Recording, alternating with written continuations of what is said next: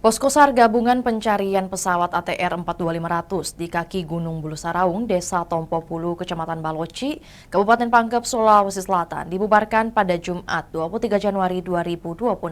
Pembongkaran tenda utama posko yang berada di samping kantor Desa Tompopulu dilakukan sekitar pukul 16.40 waktu Indonesia Tengah. Personel dari berbagai instansi terlihat membereskan peralatan dan logistik sebelum kembali ke satuan masing-masing. Sejumlah personel juga berfoto-foto mengabadikan momen kebersamaan selama 7 hari operasi pencarian. Tak lupa apel gabungan digelar sebagai bagian dari penutupan operasi pencarian penumpang pesawat ATR 42500.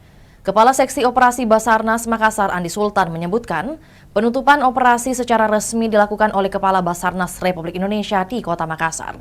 Ia menyampaikan terima kasih kepada seluruh tim SAR gabungan atas dedikasi selama operasi, serta mengapresiasi dukungan pemerintah Kecamatan Baloci, pemerintah Desa Tompopulu, dan masyarakat setempat. Dengan dibubarkannya posko tersebut, rangkaian operasi pencarian pesawat ATR 42500 dinyatakan berakhir.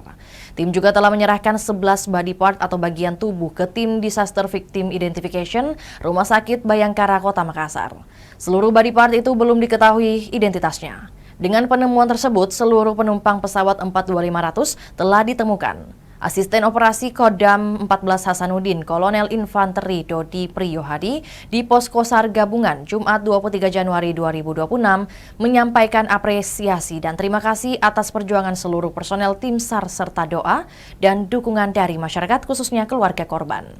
Tak lupa juga ia mengapresiasi dukungan pemerintah Kecamatan Baloci dan pemerintah Desa Tompopulu.